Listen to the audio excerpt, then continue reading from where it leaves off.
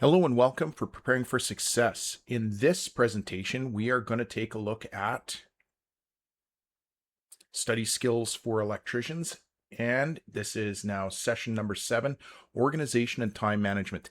I know that this is the last in our series, and it really only came here because of necessity in our organization itself. But I would say that this is probably one of the more important pieces for success in preparing for our studies as well as our overall life. So there's going to be a lot of really good takeaways, and it's a fairly short and sweet session. So, personal organization. How can we manage our course load at school? How can we manage our workload at work? How do we manage our home load? These are all things that we're going to be able to sort of take a look at and how we sort of interconnect. We know that on a trades um, area, in construction in particular, everything is sort of hinged on everyone else. So when somebody else is delayed, we get delayed, which delays somebody else. It's a cascading effect. And that happens in our studies as well. When we put something off, it means something's going to give later. So we're going to take a look at how we can avoid that and how we can maximize our success. So why would we want to do that? What's in it for you? Keeping deadlines, that's a big one. I think that's pretty self-explanatory. The less stress. We talked about that in terms of our exam.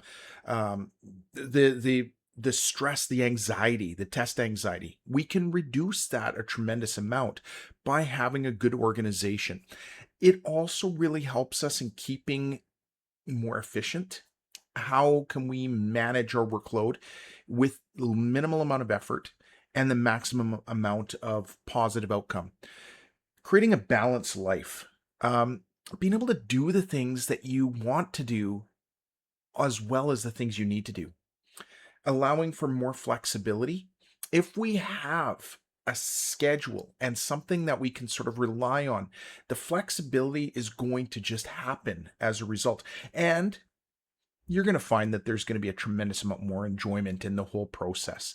I think a lot of us, especially that aren't natural learners, now we're all learners, we're all good learners. I shouldn't say that, but when we talk about the academic learning, one of the reasons why we find ourselves in these holes is because we start to get flustered, we start to get anxiety, we start to get stressed, we start to get all of those things.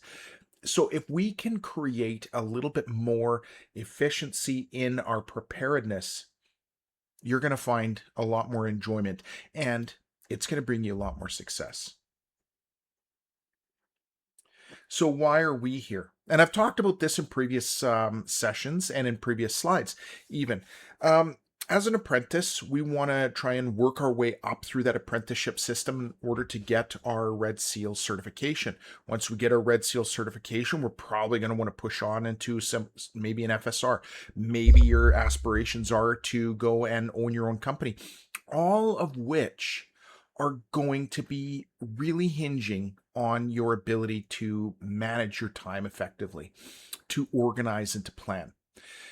Wages, obviously, the knowledge. We want to gain that knowledge because we want to be able to use that later on. There's nothing worse than putting in that time up front and you think, wow, I'm never going to use that. And we say that all the time as students. You don't know what you don't know. And that's the big challenge.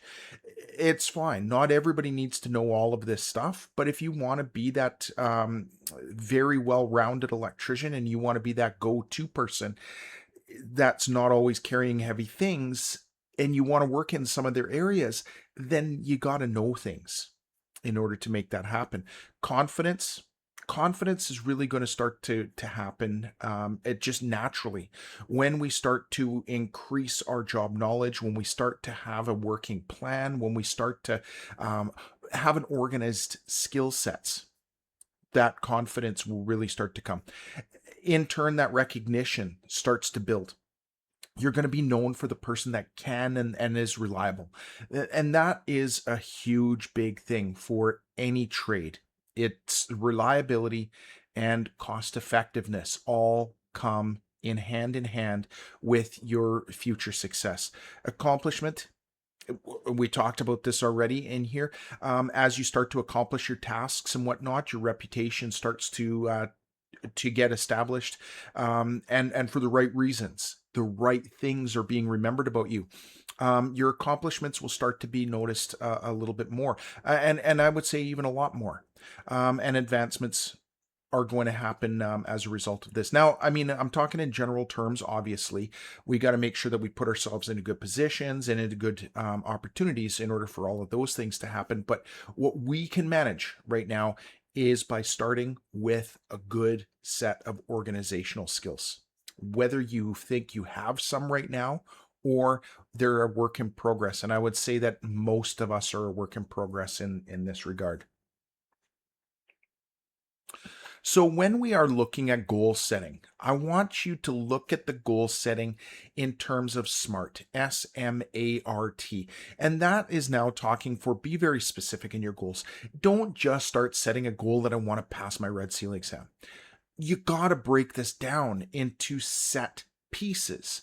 We're going to take a look at um, specific. I'm going to now the Red Seal exam. I'm just using that as an example because that's one of the courses that I am heavily involved with. Set that marker for an area. The exam is broken down into 5 pieces, and just start taking a look at the area 1. Okay, I'm now going to be a master of that information in area 1, but I want to also set a timeline. And when I'm using this, I want to set a measurable marker. I want to be able to complete the self-assessments of part A of that exam by reaching an 80% achievement in 4 months or 3 months or whatever you want to do. Measurable. Okay, so we've got a definitive goal as far as what we want to achieve for that mark. We've got a definitive timeline. Okay, measurable. Action oriented. Be very clear on what you want to do, because we have to have a action oriented means. I want to pass that exam, but if you don't commit to the work, you will not achieve it. You have to be very clear with yourself and lay out a course of action, a plan. Action-oriented plan. How am I going to make this happen? I'm going to spend 20 minutes a night reviewing this material. I'm going to do a self-test once every 2 or 3 days. Whatever it happens to be, make it action-oriented. Realistic, please. We all set unrealistic goals on New Year's to lose the weight, to gain a better fitness, whatever it is. Be realistic in your goal setting. Make sure that they're manageable and achievable. Give yourself a time limit. Again, a manageable, achievable time limit. As I said before in that measurable portion at the beginning, make sure that we have a goal set, what we want to achieve, and the time limit with which to achieve it. These are all really important in our goal setting. So the takeaway for this, and I would write this down, SMART, and write down all of these pieces here, because this really works in every aspect that you're looking at for achievement of anything.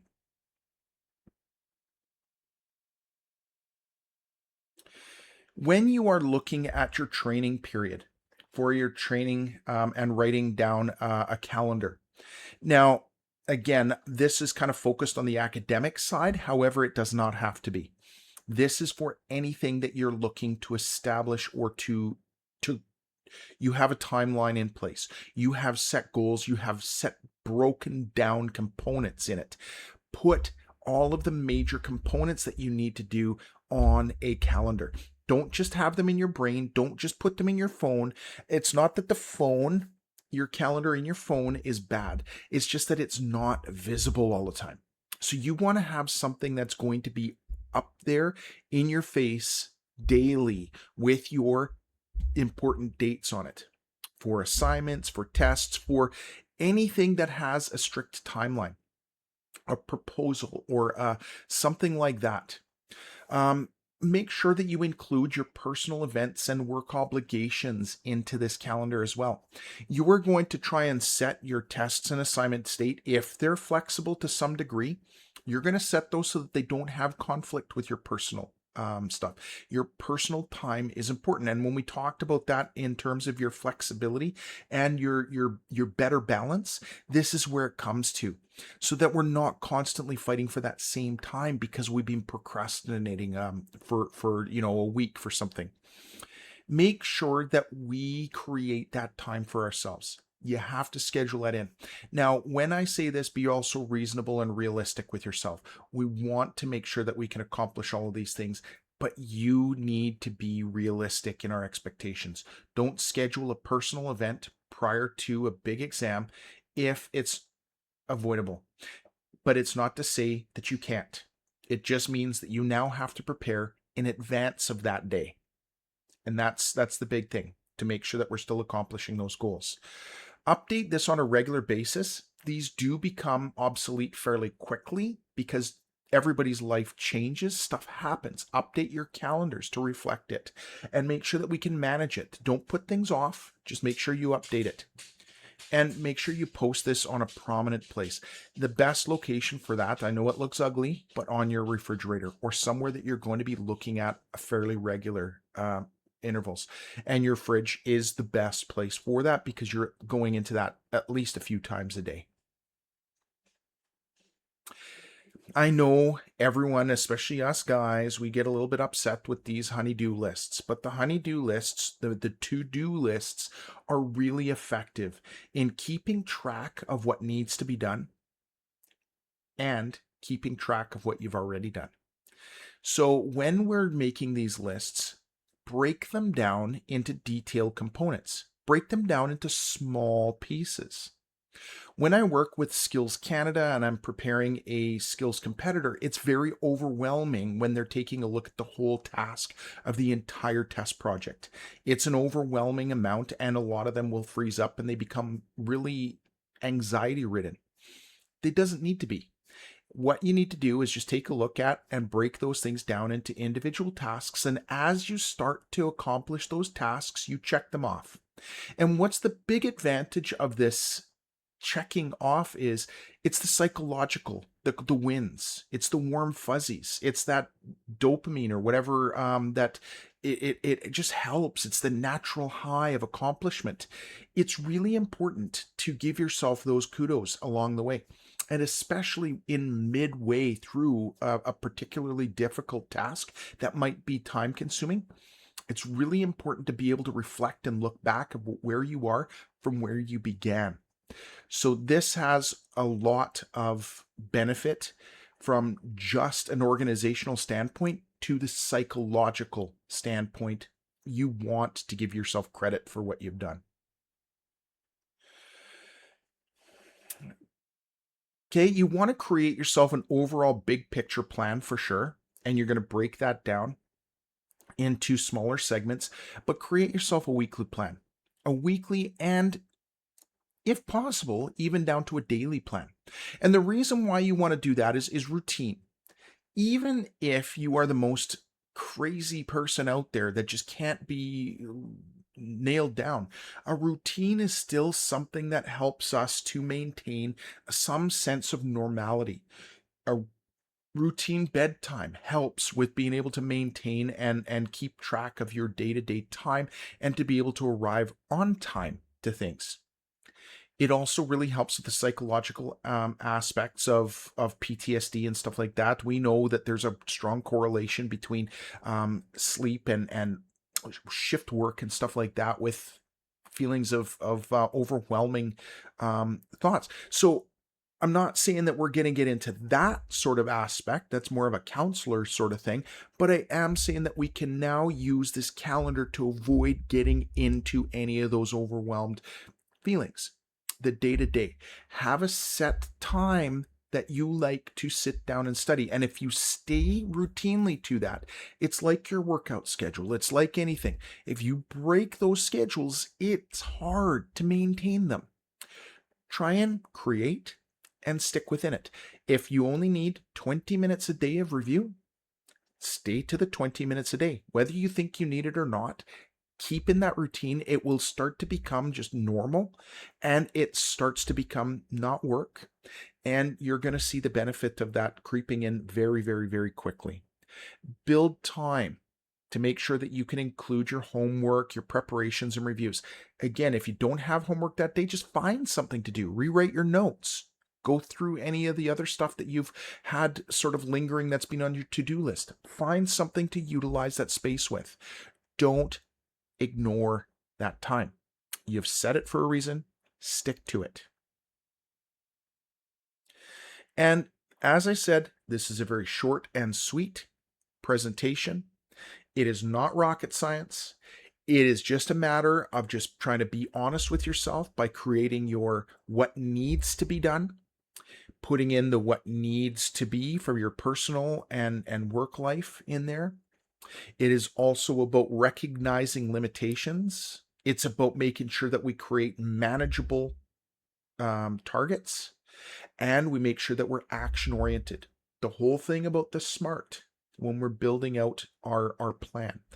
Keep it in a prominent location, marked on your calendar, breaking it down from a big picture down into weekly and daily tasks. They don't need to be crazy, but just making sure that we're recognizing it, sticking to it. You will find that this will be a huge benefit in a very short time. Thank you very much for tuning into this entire skill success seminar series. I really hope that you'll find some benefit to this. I know you will if you actually do choose to employ it. Good luck with everything you're doing.